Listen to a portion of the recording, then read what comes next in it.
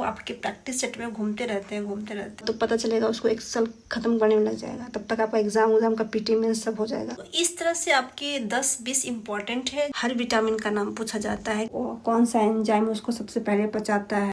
Hey everyone, कैसे हैं friends? मैं उम्मीद कर रही हूँ आप सब बहुत अच्छे होंगे। फ्रेंड्स, अगर आप बिहार SI की तैयारी कर रहे हैं तो आपको 3 सेक्टर पे ज़्यादा ध्यान देना चाहिए, और वो 3 सेक्टर है। पहला सेक्टर है करंट अफेयर, दूसरा है मॉडर्न हिस्ट्री, तीसरा है आपका साइंस। तो आज हम इस वीडियो में बात करेंगे कि साइंस में आपको कौन कौन सी इंपॉर्टेंट टॉपिक पढ़ना चाहिए जिससे आपके प्रैक्टिस सेट में नंबर रैपिडली इंक्रीज करे, और कौन कौन से टॉपिक ऐसा है जिसको आपको स्किप कर देना चाहिए, एंड इस टॉपिक को कहाँ से कवर करना चाहिए, एंड आपके इसके कॉन्सेप्ट को कहाँ से क्लियर कर सकते हैं। इन सारी तमाम चीज़ों के बारे में बात करेंगे, जिससे क्या होगा फ्रेंड्स कि आपके जो नंबर है प्रैक्टिस सेट में वो बढ़ने के चांसेस बढ़ जाएंगे। एंड जाहिर सी बात है कि जो सिलेक्शन होता है वो न सिर्फ पीटी पे होता है, मेंस पे होता है, बल्कि आपके फाइनल मेरिट लिस्ट पे होता है। और मेरिट लिस्ट में जितने नंबर आपके ज़्यादा रहेंगे उतने ही चांसेस आपके हैं कि आपका जो सिलेक्शन है वो 100% श्योर रहेगा। तो कोशिश यही करना है फ्रेंड्स। फिलहाल तो अभी पीटी है तो पीटी पे आप फोकस करिए, लेकिन अगर आपके पास टाइम है और आप कर सकते हैं तो बिल्कुल मेंस का भी तैयारी करें। क्योंकि अगर फ्रेंड्स आप अगर जनरल कैटेगरी से बिलोंग करते हैं एंड आपके 69 आ रहे हैं, बॉयज़ की बात कर रहे हैं, और 69 68 आ रहे हैं, you are safe in PT, आप पीटी में सिलेक्टेड हैं। तो अब आपको क्या करना है कि अब आपको मेंस की तैयारी के पर्पज से तैयारी करना चाहिए। ऐसा नहीं कि पीटी आएगा तो मेंस की तैयारी करेंगे, आपको अभी से ही मेंस की भी तैयारी करना चाहिए। एंड जो गर्ल्स हैं, अगर जनरल कैटेगरी से बिलोंग करते हैं तो अगर उनके नंबर 58-59 आ रहे हैं तो सिलेक्टेड हैं इन पीटी, तो ये मान के चल सकते हैं। एंड कैटेगरी वाइज आप इसको डिक्रीज कर सकते हैं। तो एक आपको आइडिया मिल गया होगा फ्रेंड्स। लेकिन अब हम बात करते हैं कि अगर आपको फाइनल मैच में आना है, अगर वो बॉयज़ हैं और वो जनरल कैटेगरी से बिलोंग करते हैं तो कम से कम 80 नंबर तो चाहिए ही, 80-81 तो चाहिए ही। एंड जनरल फीमेल हैं तो उनको जो नंबर चाहिए तो कम से कम उनको चाहिए 77 नंबर, 77-78। तो एक आपको आइडिया ओवरव्यू लग गया होगा। तो इतने नंबर आपके तभी आ सकते हैं फ्रेंड्स जब आपकी कमांड एक सब्जेक्ट पे ना हो बल्कि सारे सब्जेक्ट पे हो, चाहे वो मैथ हो, चाहे वो रीजनिंग हो, चाहे वो साइंस हो, चाहे वो करंट अफेयर हो, चाहे वो पॉलिटी हो, चाहे वो ज्योग्राफी हो, चाहे वो इकोनॉमिक्स हो, एंड चाहे वो हिस्ट्री हो। आप एक सब्जेक्ट को पढ़ के, टारगेटेड सब्जेक्ट को पढ़ के आप इतने नंबर नहीं ला सकते हैं, क्योंकि हर सब्जेक्ट से 1-2 क्वेश्चन ऐसे तैयार किए जाते हैं जो किसी को ना आए। ये एग्ज़ाम का पैटर्न होता है। तो आपको कोशिश यही करना है कि सारे सब्जेक्ट से जो बनने लायक है ना, अगर 10 क्वेश्चन सेट किए जाते हैं सब्जेक्ट से ना, तो 7 ऐसे क्वेश्चन होते हैं जो सबसे बनने लायक होते हैं। एंड जो बाकी के जो 3 क्वेश्चन होते हैं ना, वो किसी से ना बने, ऐसा वाला होता है। या तो फिर आप बहुत पढ़ेंगे, बहुत डीपली पढ़ेंगे, देन जाकर वो बनेगा। तो उसके आपको चक्कर में नहीं रहना है कि सारे के सारे क्वेश्चन अटेम्प्ट करने हैं। आपको ये कोशिश करनी है कि प्रत्येक सेक्टर से जो मैक्सिमम जो बनने लायक हो, जो क्रीम क्वेश्चन हो, वो आप सॉल्व करके आए। जो सबका सही हो वो आपका भी सही हो। ऐसा नहीं कि आप मैक्सिमम स्कोर करने के चलते आप किसी एक सब्जेक्ट को ज़्यादा पढ़े एंड बाकी के सब्जेक्ट को आप इग्नोर कर दे, तो पता चलेगा कि जो सब्जेक्ट को ईजी था क्वेश्चन वो भी नहीं बन पाया, और जो टफ का तो टफ है ही। आई थिंक आप मेरी बात समझ रहे होंगे। तो आपको सारे सब्जेक्ट में कमांड करना चाहिए। लेकिन फिलहाल अभी हम यहाँ साइंस की बात करेंगे, क्योंकि science is very important sector, and specially bio sector. तो सबसे पहले अगर हम साइंस की इंपॉर्टेंट टॉपिक की बात करें तो वो है जीव विज्ञान की उपशाख है। इसमें आपको देखने को मिलेगा कौन सी चीज़ के अध्ययन को क्या कहते हैं। अगर हम एग्जाम्पल के तौर पे देखें तो सांप के अध्ययन को हम क्या कह सकते हैं, सर्पेंटोलॉजी। तो इस तरह के इसमें क्वेश्चन आते हैं। तो एक दो क्वेश्चन इससे जरूर पूछे जाते हैं, तो इसको आपको दिमाग में रखना होगा। 10 इंपॉर्टेंट है जो आप लूसेंट से भी कर सकते हैं, एंड घटना चक्र में दिया हुआ है उससे भी 10-15 आप कर लेंगे सेलेक्टिव, तो वो आपका काम हो जाएगा। एंड जो सेकेंड इम्पॉर्टेंट टॉपिक है वो है जैव विकास। इसमें पूछे जाते हैं कि विकास का मुख्य कारक क्या है। तो आप दिमाग से भी वो कर सकते हैं कि जो सबसे इम्पॉर्टेंट वजह है वो है प्राकृतिक का बदलाव। यानी कि इसके जो ऑप्शन होते हैं, इसके जो आंसर होते हैं प्राकृतिक वर्ण। मैंने तो रट ही लिया है घटना चक्र को, मतलब खैर मैं क्या ही बताऊँ। तो इसका जो आंसर होते हैं, राइट आंसर होते हैं प्राकृतिक वर्ण। तो इस तरह के क्वेश्चन पूछे जाते हैं। डायनासोर का युग क्या था, डायनासोर कौन से युग में आए थे। तो इस टाइप के क्वेश्चन की कैसे कैसे जीवों का विकास हुआ, इस पे भी आपको एक नज़र, एक रिकैप करना होगा, ताकि इससे अगर क्वेश्चन बने तो आप उसको टिक आउट कर सकते हैं। एंड जो नेक्स्ट इंपॉर्टेंट टॉपिक है वो है जीवों का वर्गीकरण, जिसमें देखने को मिलता है विभिन्न प्रकार के वर्ग, जैसे कि अर्थोपोडा हो गया, इकाइनोडर्मेटा हो गया, एनिलिडा हो गया। तो कुछ कुछ वर्ग से हैं 7-8, उसको आपको ध्यान रखने हैं। एंड उसके एग्जाम्पल रहते हैं कि स्टारफिश किस वर्ग में आते हैं, जो केकड़ा होता है वो किस वर्ग में आते हैं, जो कीट होते हैं वो किस वर्ग में आते हैं। इस तरह के क्वेश्चन बन जाते हैं। तो आपको इस तरह के क्वेश्चन आपको थोड़ा ध्यान रखना है, ताकि आपके जब आए क्वेश्चन तो आप उसको अच्छे से उसको सही कर पाए। अगर हम आगे बात करें तो कोशिका बहुत ही इम्पॉर्टेंट टॉपिक है। इसको बहुत अच्छे से आपको पढ़ना पड़ेगा। इसमें बेसिकली पूछे जाते हैं कि पादप कोशिका किससे बनी होती है, जंतु कोशिका किससे बनी होती है, कोशिका का शक्ति स्रोत किसे कहा जाता है। तो वो होता है क्या, माइटोकॉन्ड्रिया। तो आपको कोशिका चैप्टर को अच्छे से करना है, क्योंकि इससे बराबर क्वेश्चन देखने को मिलते हैं एंड बहुत ही इम्पॉर्टेंट क्वेश्चन इसके होते हैं।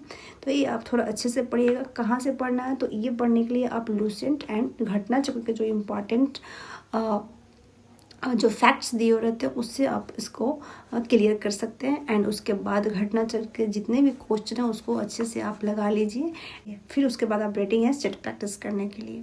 तो कोशिका बहुत ही इंपॉर्टेंट चैप्टर है। तो जो नेक्स्ट टॉपिक है वो है अनुवांशिकता। इसमें ज़्यादा नहीं, 5-6-7 क्वेश्चन जो होते हैं वो पूछे जाते हैं हमेशा घुमा फिरा के, कि डीएनए की द्विकुंडलित संरचना किसके द्वारा खोजी गई, ये वाली, जिसके आंसर होते हैं वाटसन एंड क्रिक, एंड एक जॉन मेंडल वाला। तो वो ये दोनों को अच्छे से आपको पढ़ लेना है, बस ज़्यादा नहीं पढ़ना है। बस खाली इसका क्वेश्चन कर लीजिएगा, आपका काम हो जाएगा। आपको ज़्यादा इसका डेप्थ में जाना नहीं है। अगर डेप्थ में जाते भी तो आपको समझ में उतना ज़्यादा आने वाला नहीं, जब तक कि आपकी जो स्पेशली जो साइंस के लिए बुक आती है, जब तक आप वो नहीं पढ़ते तब तक इससे आपको समझ में भी आने वाली बात नहीं है। लेकिन पढ़ना भी कोई वो नहीं है, ज़रूरी नहीं, इससे काम हो जाता है। एंड जो नेक्स्ट टॉपिक है वो है आपका जैव उर्वरक का, है ना।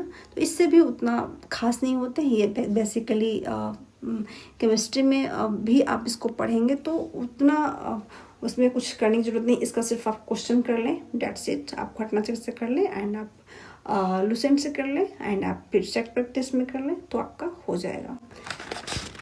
मैं वही चीज़ आपको कहूँगी डेप्थ में पढ़ने के लिए, जिससे क्वेश्चन लगातार बनते हैं एंड ज़्यादा मात्राएं बनते हैं। तो अब हम बात करते हैं नेक्स्ट जो इम्पोर्टेंट है, कंकाल एवं मांसपेशीय तंत्र। इसमें क्वेश्चन बनते हैं। इसमें बनेगा आपका क्वेश्चन कि मानव शरीर में सर्वाधिक प्रचुरता से पाए जाने वाला तत्व कौन सा है। तो आप बता सकते हैं कौन सा है, ऑक्सीजन है। तो इससे इम्पॉर्टेंट क्वेश्चन होते हैं। आपको अच्छे से याद करना है। एंड इसके जो देखिए यहाँ पे मैं खोल के रखी हूँ, इसमें जो इम्पॉर्टेंट फैक्ट्स हैं, इन देखिए ये जो चैप्टर है ना, मानव कंकाल एवं मांसपेशीय तंत्र, उससे रिलेटेड इतने सारे इम्पॉर्टेंट फैक्ट दिए हुए हैं। इसको आप अगर पढ़ लेते हैं तो आपका इस चैप्टर से, इस टॉपिक से आपका एक भी प्रश्न गलत नहीं होंगे। इतना करने के बाद आपको क्या कर लेना है, इस पे जो आधारित जो क्वेश्चन है वो आप कर लेंगे तो एक आपको बेसिक तैयार हो जाएगा। एंड अगर और कॉन्सेप्ट क्लियर करना है तो आप लूसेंट को रेफर कर सकते हैं। अब हम नेक्स्ट बात करते हैं पाचन तंत्र। ये अगेन बहुत इंपॉर्टेंट है। इससे बहुत भर के क्वेश्चन पूछे जाते हैं। इसको बहुत आपको अच्छे से पढ़ने होंगे। इससे बेसिकली क्वेश्चन होते हैं कि जो हमारे आँत से जो अम्ल निकलते हैं उसका नाम क्या है ना। जब हम खाना खाते हैं तो कौन सा एंजाइम उसको सबसे पहले पचाता है। एंड जब हम खाना खाते हैं तो पहले जो भोजन होता है शरीर के किस अंग में जाता है। इससे रिलेटेड बहुत सारे क्वेश्चन बनते हैं। तो आपको लूसेंट से भी करना है एंड घटना चक्र से भी करना है। अगर इतना भी करने का टाइम नहीं है तो आप घटना चक्र से डायरेक्ट वो कर लें, क्वेश्चन प्रैक्टिस कर लें, डेट्स इट। इतना तो आपको करना पड़ेगा। चलिए इसी तरह से आपको कुछ इंपॉर्टेंट टॉपिक बता देते हैं। अगर मैं सारा का डिटेल करूँगी तो वीडियो बहुत लंबी हो जाएगी, तो आप थोड़ा सा नोट डाउन कर सकते हैं अगर आप चाहें तो। जो नेक्स्ट इम्पॉर्टेंट टॉपिक है फ्रेंड्स आपका, वो है विटामिन एवं पोषण। बहुत इम्पॉर्टेंट है। हर विटामिन का नाम पूछा जाता है कि विटामिन ए का रासायनिक नाम क्या है, विटामिन बी का रासायनिक नाम क्या है। तो इसको तो अब रट ही जाना है, आपको घोट जाना है, रट जाना है। इससे एक क्वेश्चन तय है, इसमें कोई संदेह वाली बात नहीं है। तो आप इसको अच्छे से याद कर लीजिएगा। एंड जो नेक्स्ट टॉपिक है वो है आपका श्वसन तंत्र। श्वसन तंत्र के बाद जितने भी तंत्र, जैसे उत्सर्जन तंत्र, तंत्रिका तंत्र, अंतस्राविक तंत्र से बहुत क्वेश्चन आते हैं कि कौन सा हार्मोन किससे निकलता है, कहाँ से निकलता है। तो ये आपको अच्छे से ध्यान में रखना होगा। एंड फिर हम बात करें कि प्रकाश संश्लेषण। प्रकाश संश्लेषण से एक क्वेश्चन जरूर रहते हैं कि प्रकाश संश्लेषण के वक्त कौन सा गैस मुक्त होता है, एंड प्रकाश संश्लेषण के लिए क्या क्या नीड है, किस स्थिति में प्रकाश संश्लेषण नहीं हो सकता है। तो ये सारे क्वेश्चन आपको देखने को मिलते हैं, और ये क्वेश्चन तभी आपके सॉल्व हो सकते हैं जब आप इसके चैप्टर को बहुत अच्छे से पढ़ लेंगे। आप देखिए फ्रेंड्स, अगर देखिए कॉन्सेप्ट आपके घटनाचक्र से क्लियर हो जाते हैं देन वेल एंड गुड। अगर नहीं होते हैं तो आप लूसेंट को सहारा ले सकते हैं। अगर उससे भी नहीं होता है तो लूसेंट का स्पेशली साइंस के लिए बुक आता है, आप उसका भी सहारा ले सकते हैं। लेकिन किसी तरह से आप कॉन्सेप्ट क्लियर होने चाहिए। एंड अगर नहीं भी होते हैं तो कम से कम आपको क्वेश्चन के आंसर याद होना जाना चाहिए, अपने दिमाग में छप जाना चाहिए। और जो अब नेक्स्ट इम्पॉर्टेंट टॉपिक है वो है हार्मोन। हार्मोन चाहे पादप हार्मोन हो चाहे वो मानव हार्मोन हो, दोनों से प्रश्न रहते हैं। कौन से हार्मोन से फूल निकलते हैं, कौन से हार्मोन पौधों के विकास के लिए ज़रूरी होता है, ये सारे क्वेश्चन बनते हैं। आपको 4 ऑप्शन दे देंगे। 2 ऑप्शन रहेंगे मानव जनित हार्मोन, 2 ऑप्शन में रहेंगे आपको पादप जनित हार्मोन। आपको पूछेगा कि इनमें से कौन पादप हार्मोन है। तो आप इस क्वेश्चन को तभी कर सकते हैं जब आप हार्मोन के बारे में जानेंगे, आपको पादप के भी हार्मोन याद होंगे, एंड आपको जब मानव जनित जो हार्मोन है वो भी जब याद रहेंगे तभी आप इस क्वेश्चन को कर सकते हैं। तो इसलिए हार्मोन बेस्ड क्वेश्चन बनते हैं फ्रेंड्स। तो आप हार्मोन को याद कर लें कि कौन सा हार्मोन पादप का है और कौन सा हार्मोन मानव जनित है। तो आप इस क्वेश्चन को आराम से बना सकते हैं। और ये क्वेश्चन तो रहना तय है, कौन से हार्मोन महिलाओं के वृद्धि के लिए सही है, कौन से हार्मोन पुरुषों के वृद्धि के लिए ज़रूरी होता है। तो इस प्रकार के क्वेश्चन पूछे ही जाते हैं। तो इसको आपको अच्छे से कर लेना है। एंड जो नेक्स्ट है वो है रोग। कौन सा रोग जीवाणु से होता है, कौन सा रोग विषाणु से होता है, कौन सा रोग परजीवी से होता है, कौन सा रोग छुआछूत से होता है। तो ये रोग वाला चैप्टर आपको बहुत ध्यान से करना है। और इसके लिए आपको बहुत ही इत्मीनान से आपको कैटेगरी वाइज कैटेगराइज कर लेना है कि कितने सारे रोग हैं जो बैक्टीरिया से होते हैं, कितने सारे रोग जो विषाणु से होते हैं, कितने सारे रोग हैं जो छुआछूत से होते हैं। तो इसको आपको अच्छे से कर लेना है, ठीक है। एंड कुछ पादप रोग भी होते हैं कि कौन पादप रोग के लिए बहुत सारे कीट जिम्मेदार होते हैं। तो ये आपको मिल जाएगा घटना चक्र में, आप इसको इजीली कर सकते हैं। एंड आपको डिटेल एक्सप्लेनेशन चाहिए तो आप लूसेंट का जो सब्जेक्टिव स्पेशली आता है साइंस के लिए वो आप रेफर कर सकते हैं। और मुझे नहीं लगता है कि बायो में कुछ है, इससे ज़्यादा पढ़ेंगे तो फिर हो सकता है आपके पास टाइम है तो आप पढ़ सकते हैं, लेकिन इतना पढ़ना ज़रूरी है। बाकी एज यू विश, अगर आपके पास टाइम है तो आप पढ़ सकते हैं, पढ़ना तो अच्छी बात है ही। अब हम बात करते हैं फिजिक्स का कि फिजिक्स में कौन कौन से इम्पोर्टेंट चैप्टर है। तो जो सबसे ज़्यादा इम्पोर्टेंट चैप्टर है वो है आपका मापक और उसके यंत्र। जैसे कि आपसे पूछा जाता है कि ऊंचाई मापने के लिए किसका यूज किया जाता है, गाड़ी की गति मापने के लिए किसका यूज किया जाता है। तो इस तरह से आपके 10-20 इम्पॉर्टेंट है जिसको आपको रट लेना है, घोट लेना है, चाट लेना है, जैसे आपको याद करना है कर लेना है। और यही जो 10-20 है ना वो आपके प्रैक्टिस सेट में घूमते रहते हैं एक एक करके। तो जैसे ही आप यहाँ से कर लेंगे ना तो आपके प्रैक्टिस सेट में नंबर 1 नंबर 2 नंबर बढ़ना शुरू हो जाएगा। तो अब हम बात करते हैं कि जो नेक्स्ट इम्पॉर्टेंट चैप्टर है वो है सदिश और अदिश राशि। ये बहुत होता है कि आपको 4 ऑप्शन दे देगा, बोले इसमें से सदिश राशि कौन है, जैसे कि वेग, विस्थापन, चाल, दूरी, इनमें से कौन कौन सदिश राशि है। तो आप तभी चूज कर पाइएगा जब आप पढ़े रहेंगे कि सदिश और अदिश किसे कहते हैं। तो ये पढ़ने के लिए आप लुसेंट का सहारा ले सकते हैं, लुसेंट में अच्छे से दिया हुआ है। और क्वेश्चन प्रैक्टिस करने के लिए आप घटना चक्र का सहारा ले सकते हैं, तो आप आराम से कर लेंगे। और जो नेक्स्ट VVI टॉपिक है वो है प्रकाश। प्रकाश से बहुत सारे क्वेश्चन पूछे जाते हैं, जैसे कि एक प्रकाश वर्ष में कितने किलोमीटर होता है, तो ये क्वेश्चन आप देखने को मिल सकता है आपको। निर्वात में प्रकाश की चाल कितनी होती है, कांच में कितनी होती है, तो इस टाइप के क्वेश्चन आपको देखने को मिलता है। एंड प्रकाश के परावर्तन, अपवर्तन, प्रकाश के परावर्तन के कितने नियम हैं, तो ये सारे टॉपिक्स आप अच्छे से कर लेंगे। और इसको करने के लिए आप लुसेंट कर सकते हैं अगेन, और उससे भी नहीं समझ में आया तो फिर लुसेंट स्पेशल वाला उसको कर सकते हैं। लेकिन मुझे लगता है लुसेंट इज़ सफिशिएंट फॉर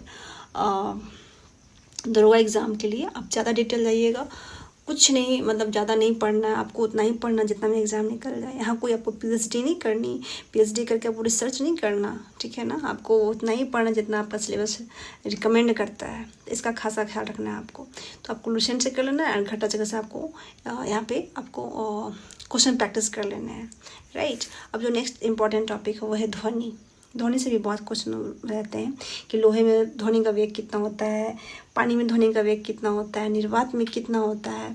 तो इस टाइप के क्वेश्चन आपको अच्छे से कंप्लीट कर लेने होंगे। अगर आप एक बार कंप्लीट कर लेंगे ना, तो यही चीज़ बार बार प्रैक्टिस सेट में घूमते रहता है, और फिर जब यहाँ से कंप्लीट हो जाएगा तो आपके प्रैक्टिस सेट में नंबर भी इंक्रीज हो जाएंगे। विद्युत धारा से बहुत क्वेश्चन रहते हैं।